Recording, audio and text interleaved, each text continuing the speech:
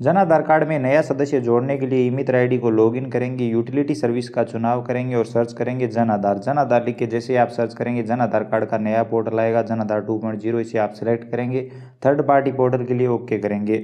अब यहाँ पर आपके सामने जन आधार कार्ड का नया पोर्टल खुल जाएगा। यहाँ पर इस तरह का इंटरफेस आपको दिखाई देगा।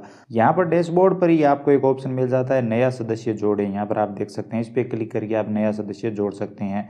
अगर आपने यहाँ पर भाषा इंग्लिश कर रखी है, चलिए मैं आपको दिखाता हूँ, इंग्लिश कर रखी है तो यहाँ पर एड न्यू मेंबर का ऑप्शन आपको दिखाई देगा, तो इस ऑप्शन पे क्लिक करेंगे। अब यहाँ पर आपको उस जन आधार कार्ड की एक आईडी देनी होगी जिस जन आधार कार्ड में आप ये सदस्य जोड़ रहे हैं। या तो आप उसका रसीद नंबर यहाँ पर दे सकते हैं, या फिर उस जन आधार कार्ड में जो भी सदस्य पहले से ऐड है उनमें से किसी सदस्य का आधार नंबर दे सकते हैं, या फिर आप जन आधार नंबर भी दे सकते हैं। तो ये 3 ऑप्शन यहाँ पर आपको देखने को मिलते हैं। सबसे सरल तरीका, या तो आप यहाँ पर जन आधार आईडी सेलेक्ट कर लीजिए जिसमें आपको जन आधार नंबर दर्ज करने होंगे और आप ओटीपी या फिर बायोमेट्रिक से नया सदस्य जोड़ पाएंगे। लेकिन यहाँ पर अगर आप आधार कार्ड सेलेक्ट करते हैं तो किसी भी सदस्य के आधार नंबर यहाँ पर दर्ज करेंगे, सर्च पे क्लिक करेंगे। उसके बाद आप ऑथेंटिकेशन वेरिफिकेशन जन आधार से करते हैं या फिर आधार कार्ड से, वो यहाँ पर आप सेलेक्ट कर लीजिए। जन आधार सेलेक्ट करते हैं तो जन आधार कार्ड में रजिस्टर्ड मोबाइल नंबर पर ओटीपी जाएगा। आधार वाला ऑप्शन चुनते हैं तो आधार कार्ड में रजिस्टर्ड मोबाइल नंबर पर ओटीपी जाएगा। बायोमेट्रिक का ऑप्शन भी यहाँ पर आपको देखने को मिलता है, तो आप अपने हिसाब से सिलेक्ट कर लीजिए। चलिए हम जन आधार सेलेक्ट करते हैं। जन आधार कार्ड में जो भी सदस्य ऐड होंगे वो सभी सदस्य आपके सामने आ जाएंगे और यहाँ पर किस सदस्य के साथ कौन से मोबाइल नंबर लगे हुए हैं वो भी आपको दिखाई देंगे। तो आपके पास जो भी मोबाइल नंबर मौजूद हो उस सदस्य को यहाँ पर आप सिलेक्ट कर लीजिए। जैसे कि हम एक सदस्य को यहाँ पर सिलेक्ट कर लेते हैं और कन्फर्म पे क्लिक करते हैं, जो भी मोबाइल नंबर हमारे पास में है। तो ये आप ध्यान में रखें। कन्फर्म पे जैसे ही क्लिक करेंगे तो इस नंबर पर ओटीपी जाएगा, ओटीपी यहाँ पर दर्ज करेंगे, वेरीफाई पे क्लिक करेंगे। ओटीपी जैसे ही वेरिफिकेशन होगा यहाँ पर आपके सामने नया नाम जोड़ने के लिए कंप्लीट फॉर्म आ जाता है। अब यहाँ पर नया नाम जोड़ने से पहले कुछ बातें आपको समझ लेनी चाहिए, जैसे कि आपको यहाँ पर रीज़न देना होगा कि किस कारण से आप इस सदस्य को इस जन आधार कार्ड में जोड़ रहे हैं। जैसे कि reason to add new member का ऑप्शन यहाँ पर दिया हुआ है जो पहले नहीं हुआ करता था। चलिए पहले भाषा हिंदी करते हैं और यहाँ पर ध्यान से समझते हैं। तो हिंदी करने के बाद आप देख सकते हैं यहाँ पर आपको कारण बताना होगा।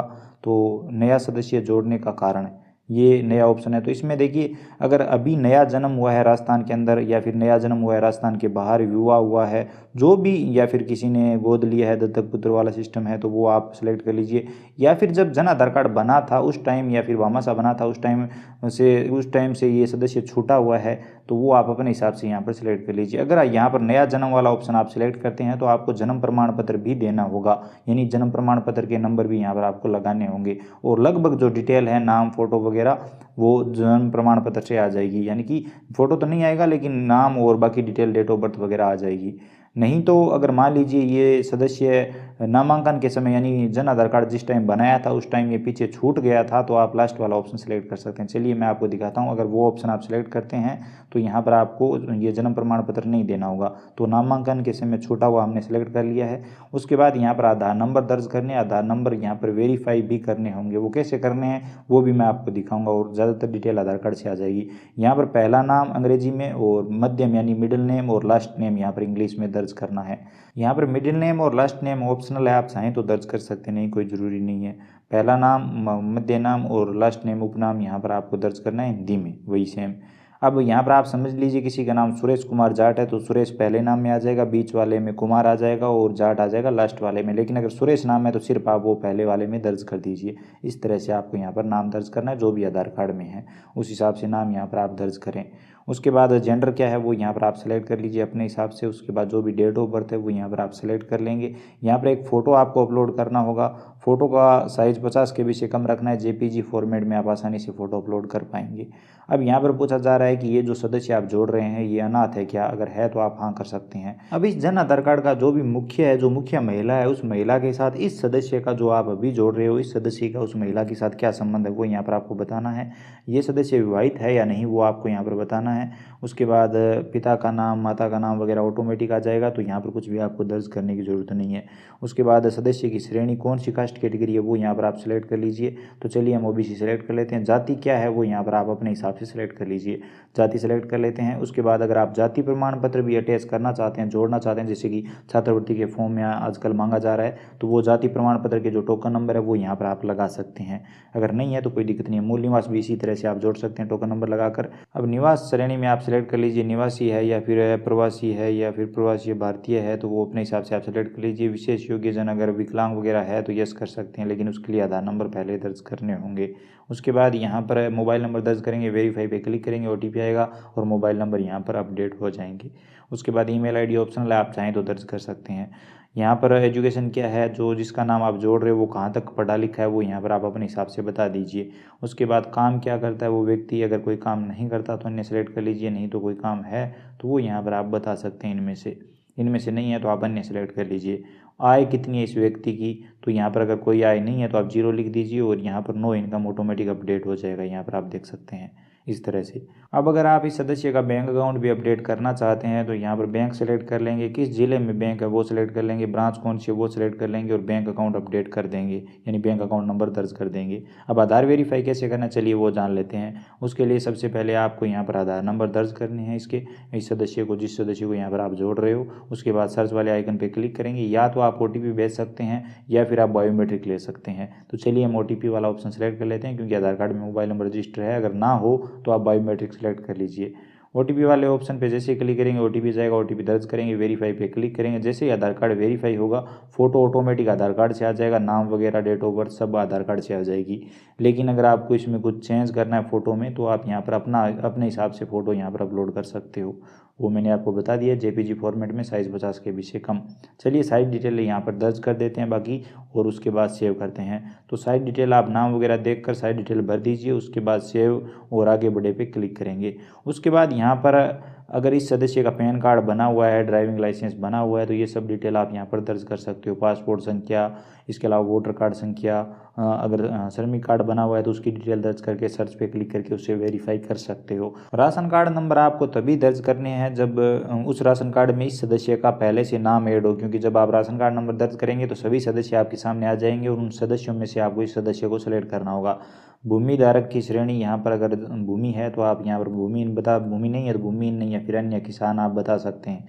उसके बाद अगर पेंशन है इस सदस्य की तो आप बता सकते हैं। राशन कार्ड की डिटेल ऑटोमेटिक आ जाएगी। मनरेगा कार्ड डिटेल है तो आप दर्ज कर सकते हैं, नहीं तो ये कोई ज़रूरी नहीं है।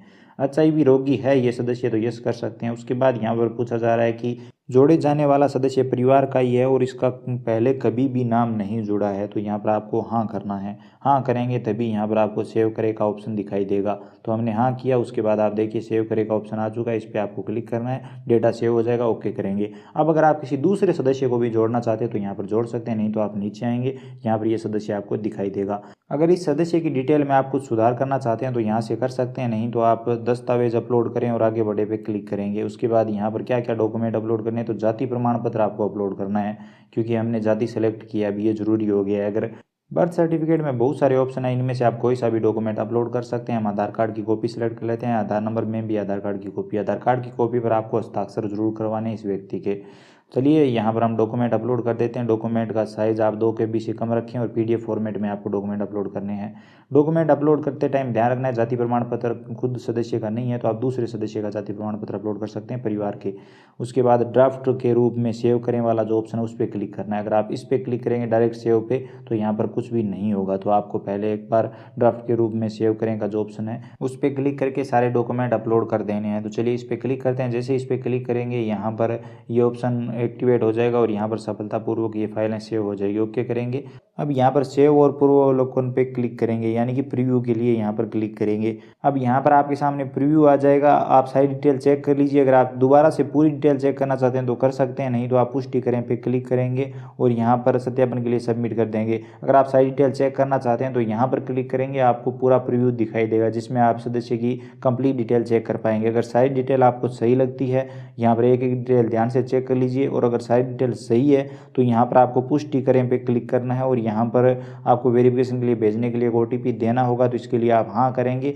जन आधार कार्ड में जितने भी सदस्य ऐड होंगे वो सभी आपके सामने आ जाएंगे। आप किस सदस्य से OTP भेजना चाहते हैं, अलग अलग सदस्य के साथ अलग अलग नंबर ऐड है तो वो यहाँ पर आपको दिखाई देंगे। तो आप किसी भी सदस्य को सिलेक्ट करेंगे, पुष्टि करें पे क्लिक करेंगे, नंबर पर OTP जाएगा, OTP यहाँ पर दर्ज करेंगे, सत्यापित करें पे क्लिक करेंगे। अब सक्सेसफुली आपका नाम जुड़ जाएगा और आपका जन आधार कार्ड वेरिफिकेशन के लिए चला जाएगा।